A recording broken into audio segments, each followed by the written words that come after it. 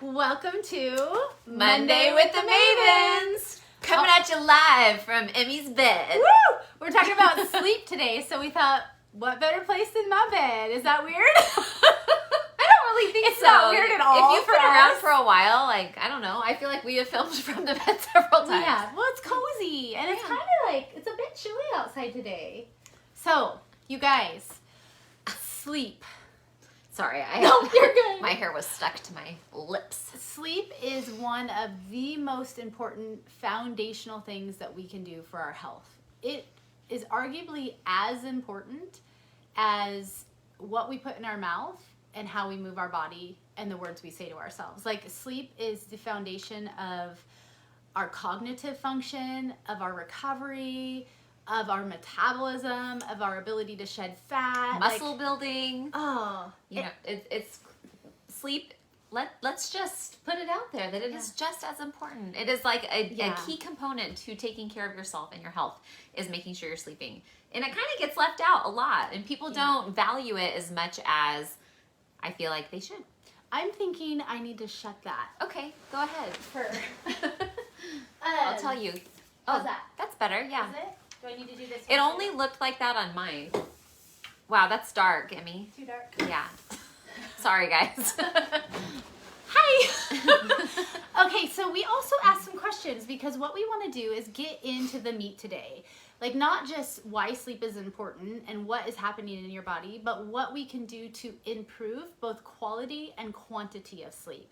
Just some simple things. And there's some hacks that we can all make practice that can significantly enhance our ability to make the type of change that many of us want to. So I first, though, think it would be really interesting to start. We asked a question earlier this morning. One, like, how many of you guys are getting 0 to 6 hours of sleep, and how many of you guys are getting 7+ hours of sleep? And there are far too many of you that are getting 0 to 6 hours of sleep. And I'm just going to say, like, before we even jump in, sleep has probably been my biggest health hiccup to date, like, in my life. And I've had some health hiccups. She has. But I've had a really difficult time for a lot of years getting good quality restorative sleep for a variety of reasons. And mine was never really getting to sleep. It was staying asleep and keeping my mind at ease and getting that nice, both deep sleep and REM sleep, and we're going to talk about that too. And then the other thing that you guys answered is what your biggest hurdle is for getting good sleep, and we've gotten several answers already. And a lot of them are getting to sleep, and then a lot of them are racing mind when you wake up in the middle of the night. Some of them are distractions that are difficult to eliminate, and we'll talk about that. And there are some really easy things that I think we can all do to make practice that don't take a lot of time, that can create habit, that will allow you to get better sleep. Because think about how many hours of our day and of our life we're spending sleeping. Like, why not make the most of that? Yeah. Because then you can have the energy and the recovery and the appropriate hormone levels to actually allow your body to shed fat, if that's one of your goals. Like, sleep and metabolism, there's a huge correlation. They're like this. They're married. You know, if you're not getting good sleep, then you can assume that your metabolism is not working the way it should be for your body. And also, I like that sleep and metabolism are married. They're married. And it's also, like, there's a lot of correlations between lack of sleep and it's lack of REM, like good REM sleep and longevity. If you're not getting really good REM sleep, and let me tell you, last night I did not, and I can tell, I can feel it today. And anyway. And your data says it. And my data says it. You see this? I got we're experimenting. We have this Aura ring, and it tells me how you sleep at night, and it gives you, and it does it by temperature, it does it by heart rate, because when you're in different levels of sleep, your heart rate is different, your temperature changes throughout the night, and actually your brain is super active when you're sleeping. Mm-hmm. I listened to a podcast earlier in the week, and it was talking about, like, how different parts of your brain are more active when you are sleeping than when you're awake, and I thought that was so fascinating. But anyway, there's a direct correlation with longevity and your REM sleep. And if I go day after day with the amount of REM sleep I got last night, then I'm not going to live very long. So I got to figure out, I got to take care of that. Well, she needs to not let her cat in her room at night. Well, it wasn't even the cat last night. I don't know what last night was like. I didn't have any distractions last night. I just didn't sleep well. Yeah. I had a couple of cookies at a ski team event. So you're kind of out of the frame, sister. Sorry. That's what did it. I'm blaming it on the cookies. Yeah, and you guys, when we sleep is when our bodies basically like scrub out all the gunk and then help us to eliminate it. Yeah. And so if we don't have the ability to like clean our cells, we got a bunch of gunky cells and our bodies just don't operate as well. It's like really what it comes down to. Mm-hmm. And then there's the whole association with like cortisol and all of your nighttime hormone levels. And so we're going to get into that a little bit. So let's first, because we do want to get to the meat of, I think the most important thing is what can we all do? Oh, I forgot my notes. You Wait, grab them? I don't have any notes. No, I don't have any notes, but thanks for asking. It's all right here. Sorry. But we'll refer to yours. This is us. Okay, so what happens when you have too little sleep is, of course, like irritability. We actually slow our reaction time during the day. And there's been a lot of studies that have been done on reaction time. And reaction time is not just important for things like driving, but it's also going to be really important for any type of like cognitive function. I mean, who doesn't want to be quippy? In fact, I saw that Iz was watching this, Isabel, and she's real sharp and quippy. Yeah, and she is. So quippy? Is it quippy? I say quippy. Witty? Witty, quippy, same thing. I'm going to Google that. I don't think quippy's a word. It's my word. I'm Anyway. claiming it. Okay, so anyways, slowed reaction time, reduced focus and concentration. So especially if you have something that you really need to be able to problem solve through, whether it's work related, family related, whatever it may be. Taxes.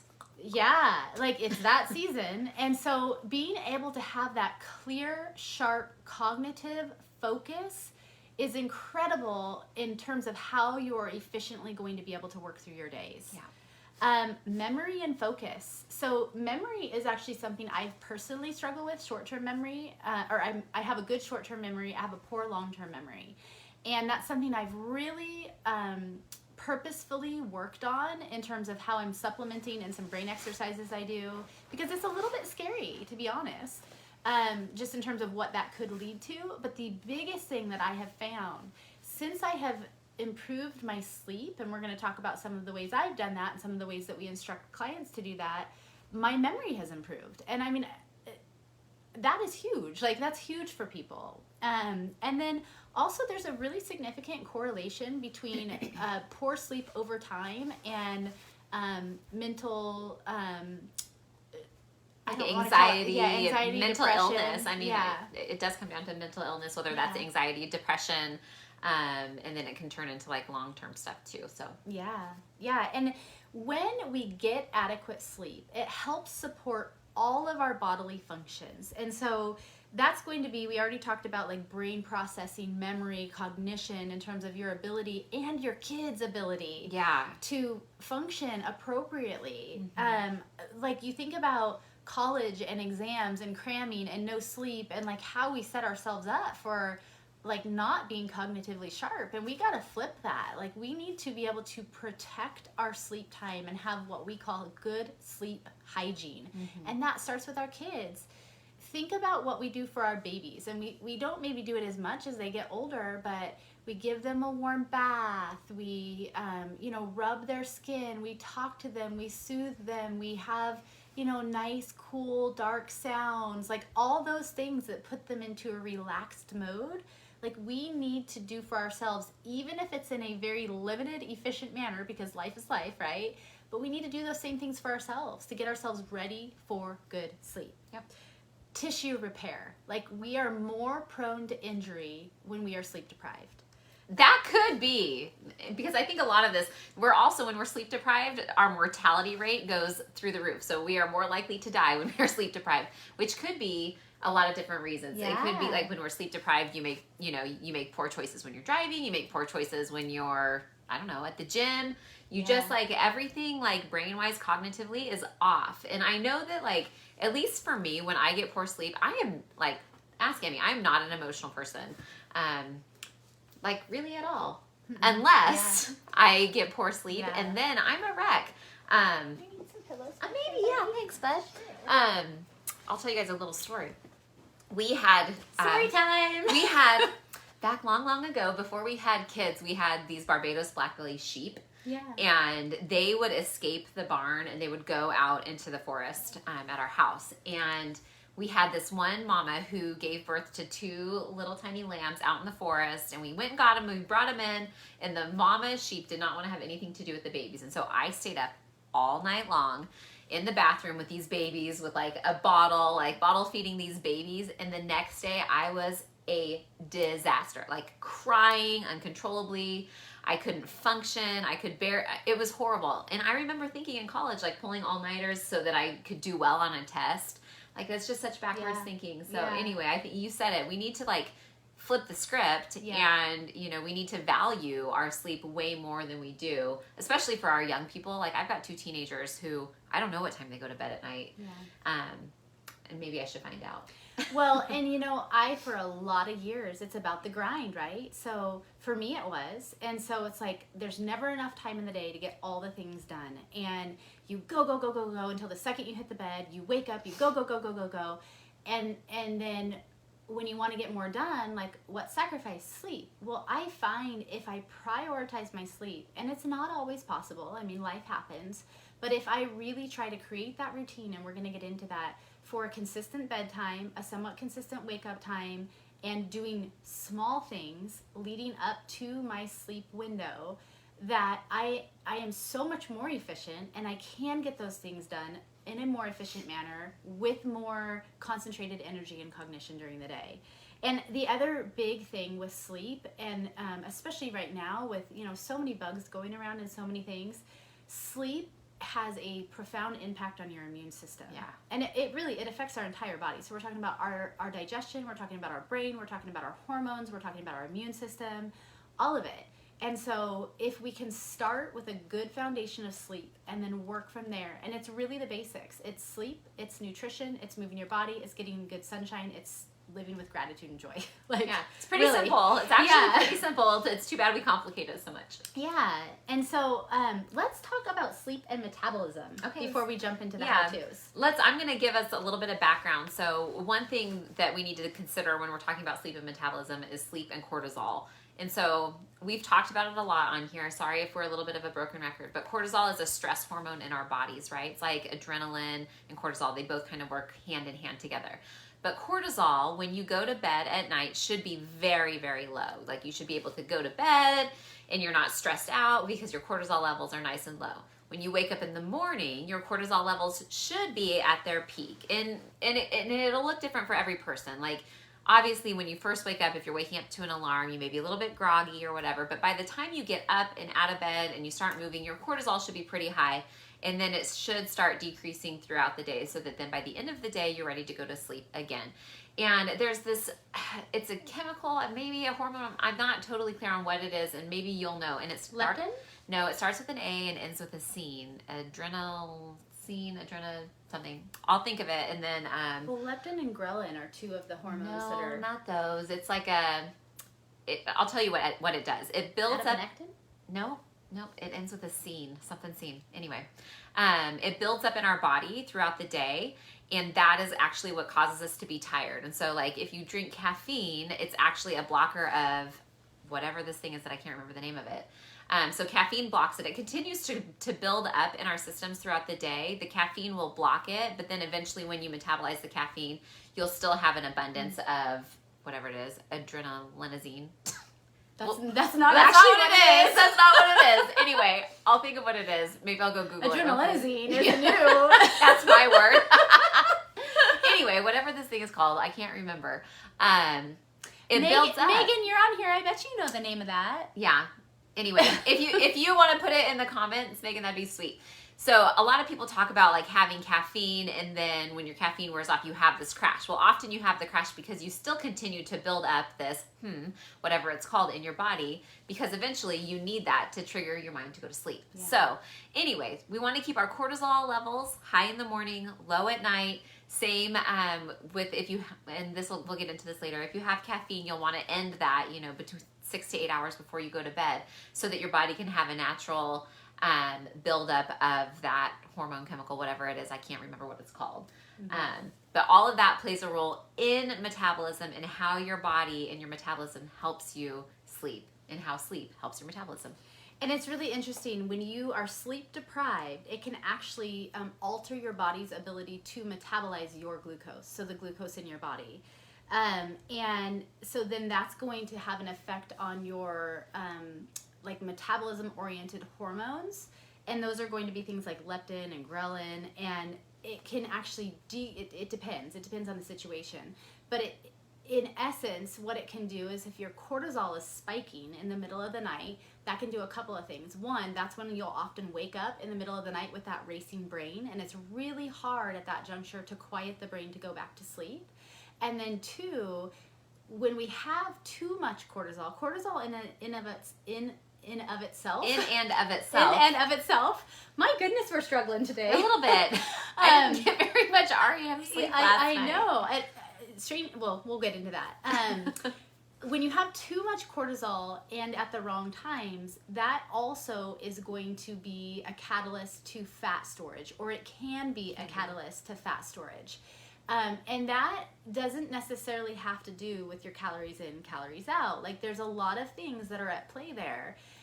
One of the things that I found really interesting, Haley mentioned that we are both wearing these Oura rings, and we're really tracking our data right now. Now, we don't have enough data under our belt to like really share our findings yet, I don't believe. No, I only have 2 nights. I've only been wearing this thing for 2 months. I've only had it for 2 days. So. And it really starts to get to know you after a couple of weeks. But one of the things that I find really interesting is I knew night before last, went out to dinner, had a later dinner, saved a lot of my calories and macros for later in the day. I typically like to eat a lighter dinner and heavier breakfast and lunch. I also try to eat a little bit earlier.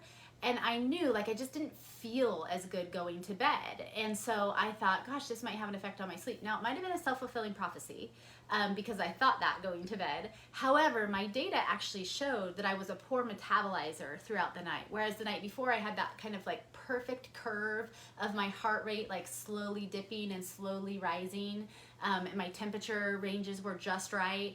Whereas the next night I had this, what was called poor metabolism, where my heart rate kind of raised throughout the night and my fluctuations were off. I had really poor both deep and REM sleep.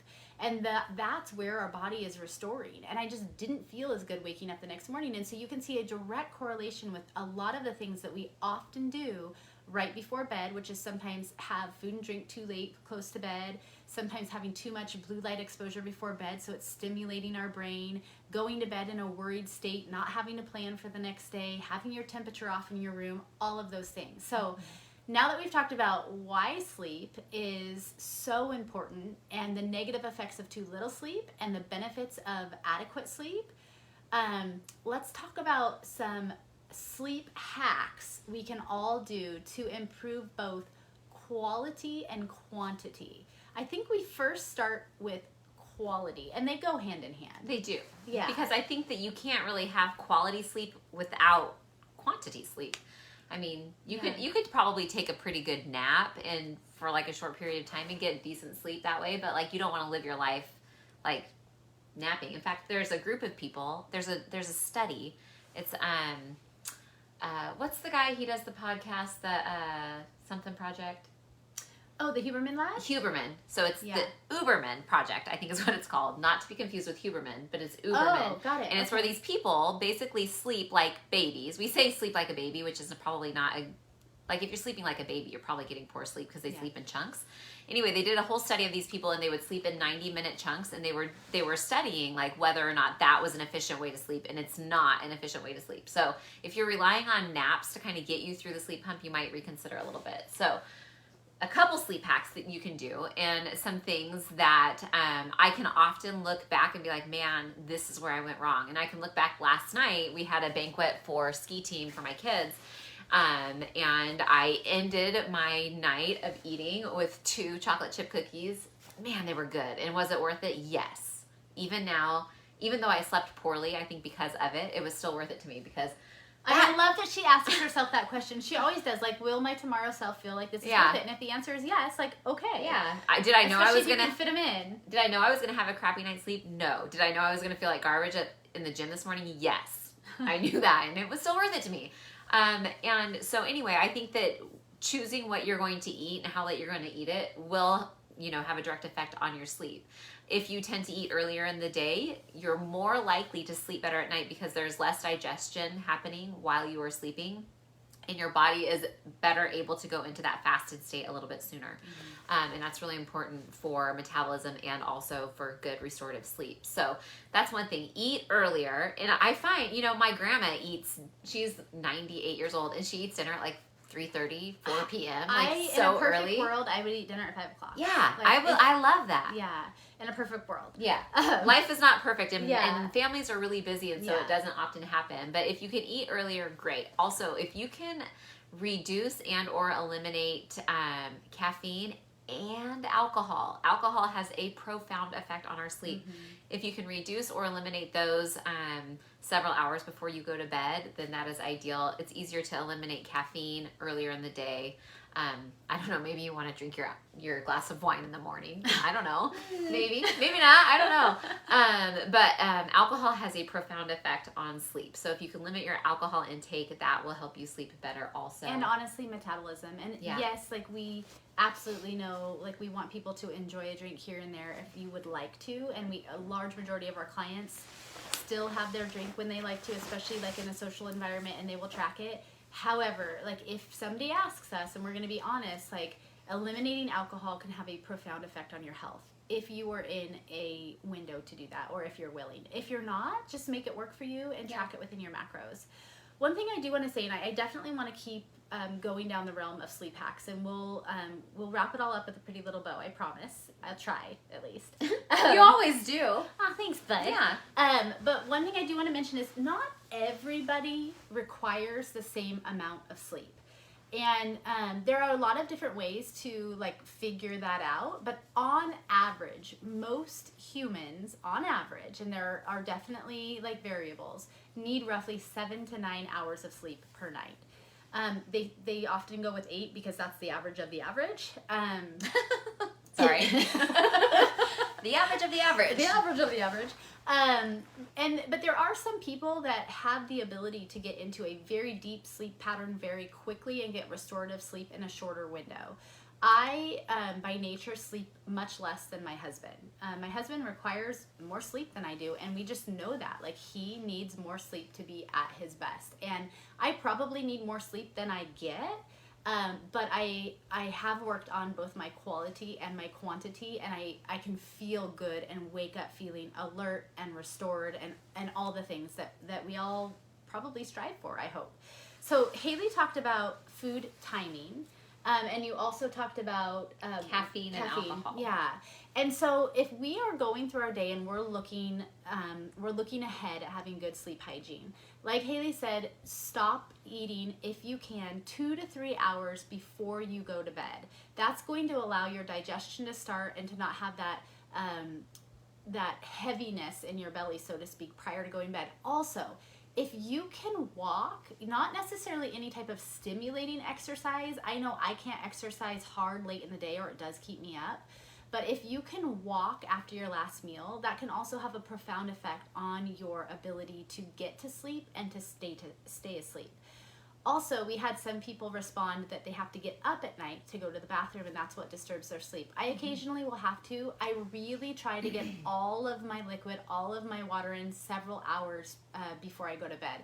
Just because even though we really push people drinking water, a minimum of half your body weight in ounces up to a gallon, or sometimes even more depending on what you're doing and what your body weight and all that is, if you can get it in earlier, the last thing we want is for that water to be disrupting your sleep. So that's going to be really important.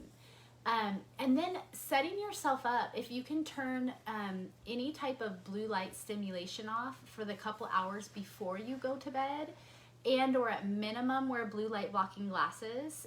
We actually both have ours today. We've been both trying to be more diligent. Thank you, bud. Sure. Of wearing those because it can make a huge difference. So really trying to minimize that, and then the environment itself that you're sleeping in. And I know this might ruffle a few feathers, but not this part. I definitely think a dark, cold room is going to be good. Some people even have what you call like a chili pad or something that's on their bed that keeps their body temperature lower. I don't go that far. I think I'd like to at some point, but the other thing is removing distractions from your room. And this is the part that might ruffle some feathers. If you have a TV in your room, take it out. Like, you might love it. Or turn it off. I mean, yeah, or turn it off. Turn it off is good. But there's been so many studies, and I actually should have looked this up because I don't want to miss. No, make it up. No, there's studies, and what I meant is I really should have referenced them before we came into here because I don't remember the exacts, but I do remember that they were doing a study, or there's been several studies that have been done on people that have TVs in the room versus people that don't, and their sleep quality. Whether you go to bed with the TV on or not, like you should not be going to bed with the TV on. A lot of people do. They say that it puts them to sleep, but if you're using that as a sleep aid, you're probably not getting quality sleep. And then the other thing is that those that have a TV in their bedroom are often watching TV later into the night. And so the other thing, and this is also hard for a lot of people, is if you can eliminate, obviously probably not your spouse, but if you can eliminate distractions in your room like pets, because we don't often know how interrupted our sleep is by the subtle movements or noises or things. Or maybe you do. Maybe you do know what that's like. like. Yeah, maybe you do. And I know that that's really hard because a lot of people love to sleep with their pets. My son sleeps with his dog, and like I know that it's probably not the best thing for his sleep, but they love it, and so you have to weigh that out. Yeah. Ask yourself, is it worth it? Yeah. And maybe it is. Yeah. Maybe it's not. I like that, Emmy. Those are all good things. Those are all take-homes. If you guys want a couple of little take-homes, those are good ones. Okay, so I'm just going to go through to make sure that I didn't miss anything on my list so far. So be consistent with a bedtime. I don't think we've talked about that. When you, if you can consistently have the same time you go to bed, your sleep-wake cycle is going to get into a good rhythm. Your body will start responding. Your body will know what to do. Calming your body and your brain before you go to bed. If you can have some form of journaling, gratitude, reading, I actually like to make my list for the next day, the night before, because what I find, because I am historically one of those people that would wake up in the middle of the night and have that racing brain, I need to do this, and what about this, and how could we figure this out, and like my mind goes a million miles an hour. If I can really try to think through and make a plan before I go to bed, I find that if I were to wake up, I already have a plan. And it's just something about that like relaxed state of my brain. Haley had a thought, and then I'll come back because I have some other hacks. Well, I was actually just going to give a little bit of just a little technicalities about sleep too that I think are really important. And I learned a fair amount just when I was doing a little bit of researching in the notes that I didn't take. But I think it's really cool. You know, we have our sleep goes through cycles. Like we all go through the same cycles all night long, and it's like 90-minute chunks. Where we start out in like light sleep and then we move into these different progressions of sleep.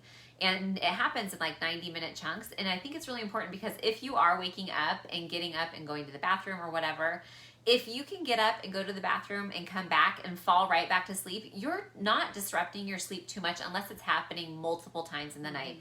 If it's one time in the night and you're able to fall back to sleep, no big deal. You don't have to worry about it. And so I feel like there's been a lot of people who stress about the one time, you know, I wake up every night and have to go pee. But if you're able to fall back asleep, then it's not a big deal. So don't stress out about it. Now, on the other hand, if you're waking up multiple times in the night and you are struggling to go back to sleep, if you're staying awake for 10, 15, 20 minutes before you're able to fall back asleep, then that is considered more of a disrupted sleep cycle, and you want to kind of figure out what you can do to reduce the amount of times that you're waking up. But typically you won't wake up. Now this is so cool, and a lot of people already know this, but when you are in like REM sleep, rapid eye movement, it is so cool, you guys. Our bodies are so insane. Yeah. Our muscles become paralyzed. Like you are laying in bed and you are paralyzed for however long you are in that state. And it adds up over time because you go into that state several times during the night. But your muscles are paralyzed so that you don't get hurt. Because like if you have a dream, like Emmy has vivid dreams, I have vivid dreams. If you have a dream that you're like jumping off a building and you're going to like fly across, you know, New York City or whatever, like our bodies have a protective mechanism in there so that we don't do that. And I think that's really cool. So anyway, that's a side note. I think that's really cool about sleep. And then also, you know, just don't stress out about it. I think one of the biggest things with sleep is stress. And so if you're going to bed stressed, if you're waking up and you're stressed, and so then you're stressed about not sleeping, and that causes you not to sleep, like it's this ugly downward spiral. And so try to figure out what is it in your life that's causing that stress, and what can you do to help eliminate or reduce it. Yeah, I think that's so smart. And you know, we all are going to have stressors, but if we can set ourselves up to be more stress resilient, but then also continually take an inventory, like what is creating that stress? And do we have the ability to start to shift that? And if we do we have a plan for it? And if we don't, let's start with step one, or let's start with the goal in mind and reverse engineer it. Because oftentimes we don't allow ourselves the time or the space to actually think about our thinking. And it's in those times that we do that, we can be really strategic about improving our foundation and just improving ourselves as a human. Okay, so we talked about being consistent before bedtime, reduce technology, a dark, cold room. I like to keep an overhead fan, and I actually use a noisemaker. I'd like to not be dependent on a noisemaker, but it just helps drown things out. I'm a very light sleeper. And then you know, make your room inviting. Make sure you enjoy your bedroom. Like, make it a ritual. This is nice. Like, this is nice. I love my bed. Like, I've had the same bed frame for my husband and I will be married 20 years this spring, and we got this was the first thing we bought together when we were married. And so it's an old bed frame. I'd love to update it, but like, it's so comfy. And I want to come in a room where I can pull my sheets back and crawl in and have the lighting right and have it feel good and be cold. Like, I love that. So you want to enjoy your bedroom. It doesn't mean you have to spend a bunch of money making it fancy if you don't want to. Like, just set it up so that you look forward to getting into it. One big thing, it's wild what happens in your brain when you crawl into a made bed. Oh, man. That is like a have to for me. I make my bed every single day. Do you guys make your beds? Let us know if you make your beds. Yeah. I'd like to know that, because if I will even make, like, if for some reason I'm super busy and I have to run out of my house in the morning and don't make my bed, I will make my bed before I get in bed at night. It's so funny, when my younger self didn't make my bed every day. No, and like, me I look either. back and I was like, oh, and there's actually, it's not in Atomic Habits. It's an older book. I mean, years ago. And it was kind of like all the craze at that time, but like, they were showing how much more like effective and efficient you are in your day when you start with making your bed, because something changes when you get that first accomplishment done in the day. I posted that like in my Facebook or on Instagram a long time ago. I'm going to dig it up. It's this like Army general or Marine sergeant. I don't know what the term is. Anyway, it's some powerful military guy who was giving a speech about the importance of making your bed.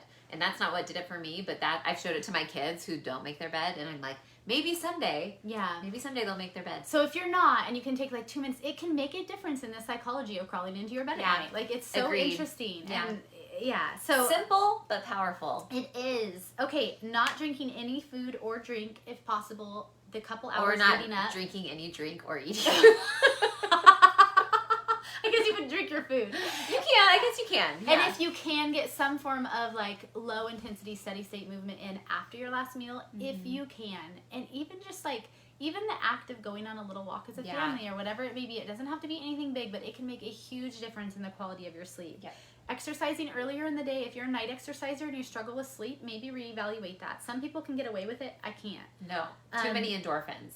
Then my body's like, let's go. I'm ready. Creating that routine, having your book or your Bible or your journal or whatever it may be right next to your bed, and like creating that routine. Sometimes I'm so tired when I get to bed. I'm like, I don't want to do that. But if I take a couple minutes, it just sets the tone. It can really help.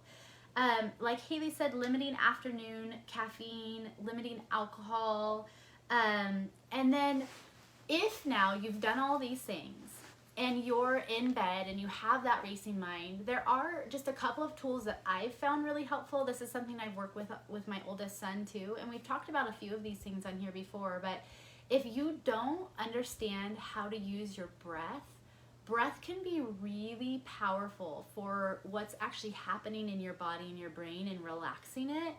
And we won't get too far into that right now. I'd love to do a whole live just on breath, and maybe we'll have a breath specialist join us. Oh, yes, we will. Okay. But one thing that's really simple that you can do when laying in bed, well, there's two that I like to use, but the simplest to explain would be box breathing. And because you're both breathing and visualizing at the same time, it takes your mind off of other things and it relaxes your body. And we'll do that here in just a second. But there's also a lot of apps. I don't like to use an app right before bed because I actually sleep with my phone in airplane mode. I know not everybody can do that because you might need to be able to be gotten a hold of in the middle of the night.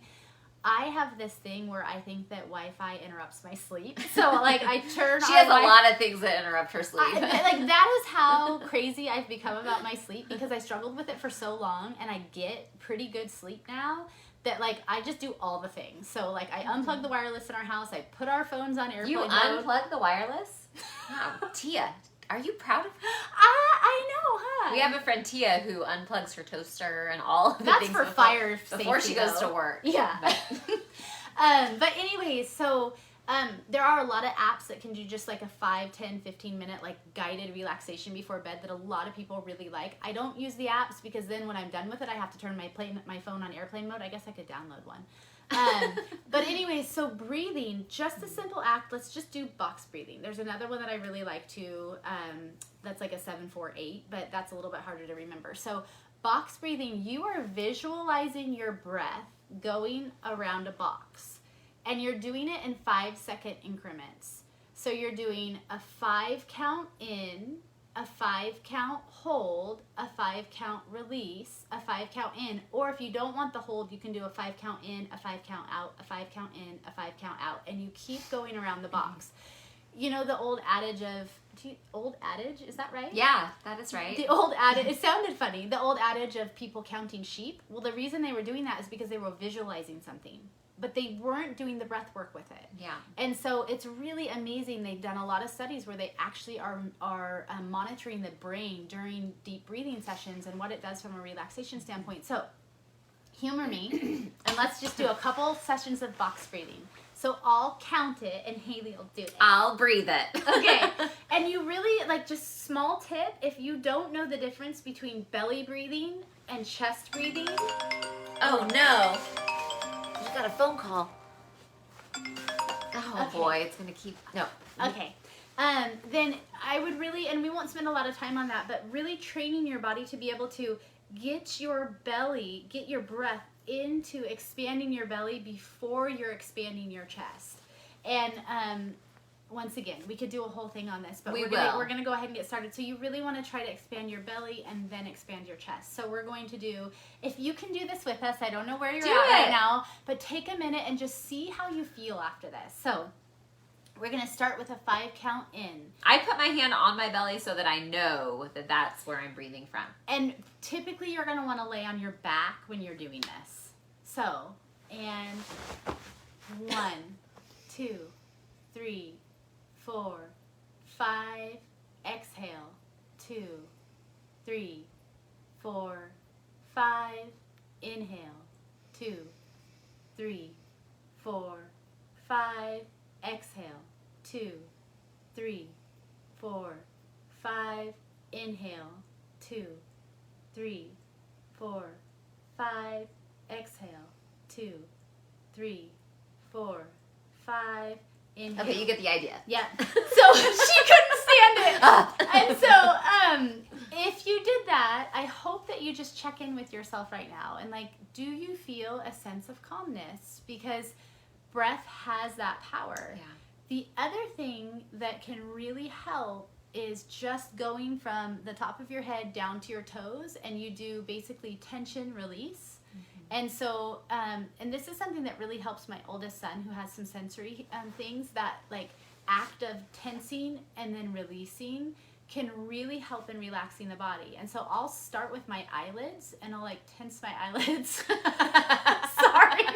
It's funny on camera. No, I like and then it. release them. I'll tense my jaw. Do it. And then release. And then I'll like tense my body and my shoulders. Oh, that one feels good. And then release. And then I'll put tension in my fists. Do that. Fist. And then just release. Like you feel it. You start here, you go all the way down and you release. If you do those two things and you don't fall right to sleep, there's a third thing you can do. Yeah, there is. Yes. And so no, like for real. Go for it. Well, so somebody told me a long time ago that if you go back, and you would have a hard time since you have, or no, you have good long-term memory, so you could do this too. But if you go back as far as you can remember and you recall an old memory and you walk yourself through the old memory, that oftentimes you'll fall asleep. And I said that backwards earlier. I have terrible long-term memory. I have good short-term memory. Okay, well then you might have a hard time. Yeah. Maybe if you remember something you did yesterday or the day before or last week, you could do it. Okay. But yeah, if you reach back into the depths of your memory and then you just kind of relive those memories a little bit, it's the same thing. It's just redirecting your focus is what you're doing. You're giving your brain something to focus on other than like the tasks that need to be taken care of. So it's taking all of this noise and it's centralizing it into a specific thing that you're focused on, whether it's your breathing, whether it's a memory, whether it's sheep jumping over a fence, whatever that is for you. Find something that works and then repeat it over and over and over again. I love that. And now you have multiple tools. So if the sheep don't work, try the box breathing. If the box breathing doesn't work, try digging deep into a memory and seeing if that works. Yeah. If that doesn't work, then try to focus on all of the wonderful good. Yeah.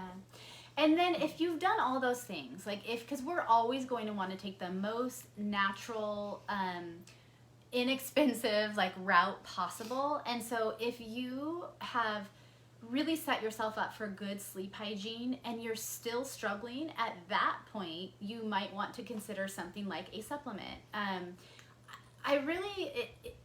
There's a time and a place for like prescription-based sleep aids, I think, but oftentimes those can become habit forming over time, and there can be side effects. And weird side effects, you guys. Yeah. I know a person who I know a person who formerly used to use a sleep aid to get to sleep every night, and she would wake up the next morning and there would be like the peanut butter jar or like a spoon of peanut butter in her bed, and she's like, I have zero recollection of getting out of my bed, going and getting a spoonful of peanut butter. Like, that's weird. Yeah.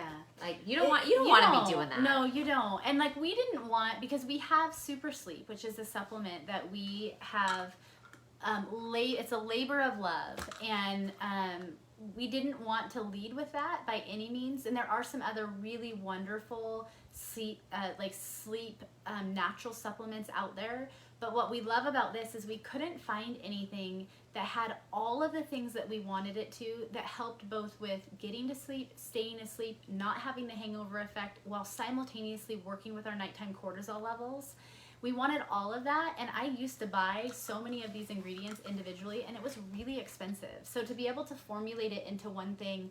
Now, that said, not everybody needs Super Sleep. And we wish that nobody needed it, honestly. Like, we wish that this didn't even need to exist, because everybody could rely on their own natural bodies to get to sleep. But we know that, it was the reason why we came up with it is because sleep was a struggle for so many of our clients and Emmy, and it was just it's been something that so many people have struggled with for so long. And so we were like, you know what, we have some ideas on how we can make that better for people, and we wanted to create something that people would use, that people would love, that we would use, that we would love, and that's what it came about. Do we wish people needed it? No, absolutely not.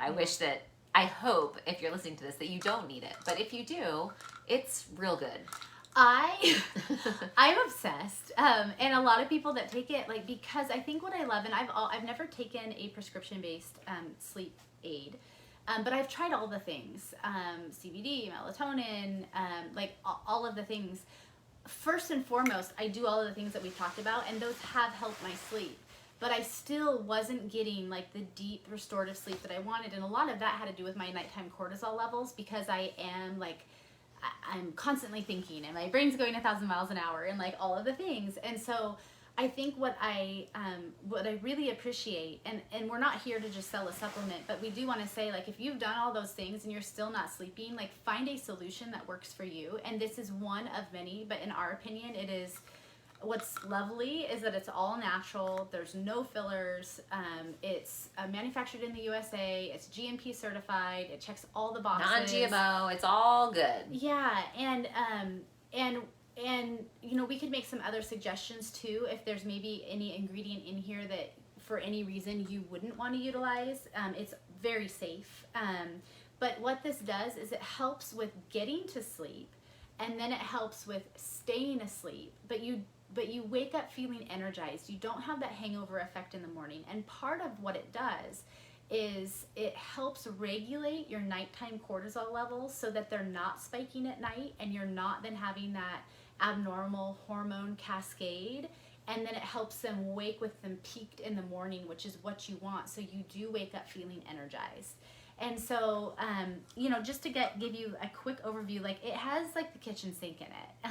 And so it does have valerian root, it has magnolia bark, it has hops flower, it has ashwagandha, it has passion flower extract, it has L-theanine, and we could go into every one of these, but we don't have time. It has 5-HTP, it has phosphorylated serine, skullcap, and melatonin. And it's just a really wonderful combination. So if you guys have questions, if you are struggling with sleep, I first absolutely suggest you try all the sleep hacks.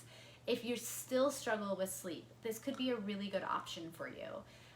We do have a highlight on our IG that's just all about this. If you want to learn more about it, or on our website, macromavens.life, hit the shop page and you can read all about it, including some reviews. You can just drop us a line too if you just have a question about it. We're happy to answer all of your questions. Like we said, we took all of the things that we have learned about sleep and the things that help with sleep, and we're like, man, if we could include this in a supplement, that would be amazing, and this is amazing, and this worked for me for a while, and all the things. So, and then we didn't just like willy-nilly put it together. Like, we worked with a really incredible formulator for a long time. Yeah, to get it like just right, with like killer raw ingredients, third-party tested. You know, we really wanted to do it right because we wanted it to be something that we want to take and that we want our family and friends to take. Yeah, and I take it every night. Yeah, me too. In fact, every night. I have an extra bottle in my motorhome just in case. I have one in my travel pack just in case, just because I don't want to go without it, because I feel so good now that I'm getting consistent. Not only, my biggest thing was waking in the night, but I do think, like, some of you guys responded that your struggle is getting to sleep. So if that is your struggle, first starting with the hacks like the breathing, the tension, the memory, the good environment, the dark, the cold, the journaling, the plan, like those sorts of things. Those are really great hacks. If your problem is waking up in the middle of the night and getting back to sleep, if you haven't had your 24-hour cortisol levels tested, it might be a good idea to do that. And or in the middle of the night, you can still use those same things like the breathing, the tension and release, and really look at how you can support your nighttime cortisol levels. Because if your cortisol's out of whack, and a lot of people's are, it's difficult to correct by just doing things like breathing and tension in the middle of the night. And it's sometimes hard to know if your cortisol levels are out of whack too. Like, I don't know. I think that it may be something, if you've struggled with sleep for a long time, it would probably be worth it to you to go talk to your medical provider and have a test, because they can test for it and see where you're at. Not all providers, though, in my experience, really understand how to appropriately test. Like, I think that, and this is my humble opinion, for the most part, when you're looking at hormones, I think that blood serum testing is superior. But with cortisol, saliva testing, in my opinion, is superior. And that's just my opinion. Talk with your medical provider. But I just think that it is really good information to have, especially if you're working with a medical provider that really understands hormonal rhythms at night, or hormonal rhythms in general, natural hormone balance. Not all providers do. And so that's just a side note, but utilizing something that can really help to actually get to the root cause and fix it, and not just mask it. We don't want to Band-Aid it. Because that's the problem. Like, we could take any symptom and we could mask it, but you're not getting to the root cause. And if you can find the root cause And a big part of that we haven't even touched on is the flip side of nutrition. When you are feeding and fueling your body appropriately, it will naturally carry over to your sleep, to your hormone cycles, to your cortisol, to your glucose, to all the things. Preach. They go hand in hand. It's married, you guys. It's all is. married. Our health and our nutrition and our sleep and our metabolism. Yeah. It's all married. It's all together. It's the beautiful basics.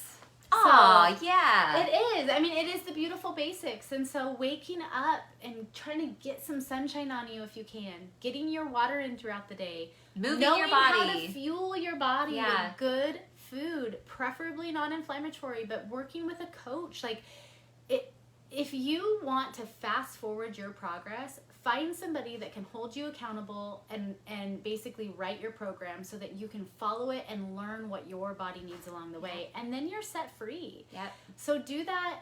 Get to bed at a reasonable time. Have good sleep hygiene. Practice gratitude. Like, it's all the beautiful basics. Beautiful basics. If you want to learn more, you can go to macromavens.life, click the hop on board button. It does not commit you to anything. All it does is initiate a conversation with a coach. If you're interested in learning more about sleep, about nutrition, about metabolism, we would love to chat with you guys about it. We have some amazing coaches who are so knowledgeable about all of the things. So yeah, hop over, give us a hop on board. We'd love to chat with you about it. You can also go to macromavens.life if you are interested in purchasing Super Sleep, or we have another supplement, Mighty Metabolism, that is equally as amazing in a different way. And if you're local to Southern Oregon, Velamos Boutique in Central Point also carries these, both Super Sleep and Mighty Metabolism, and you can pop in on any of their open hours and just grab it in person. Yep. So good, guys. Yeah. Again, we love this community. If you guys have any questions, make sure you drop us a line. I won't be here next week. Haley is going to, can we say where you're going? I'll be at Disneyland next Monday. But yeah. And then where are you going? And then we are adventuring to a little place called Costa Rica for spring break. It's like my family's favorite. Yeah, we've never been. My kids are both taking Spanish classes, and Spanish is like my heart and soul. So I'm so excited to immerse them and kind of push them a little, get uncomfortable with their language skills and just make memories with my family. So looking forward to it. So I will probably do a Q&A, but maybe not a full live. So let us know what you want to talk about. Yeah. And we'll go from there. Yeah, so, have a great week, guys. Yeah, thank you so much for joining in. See you later.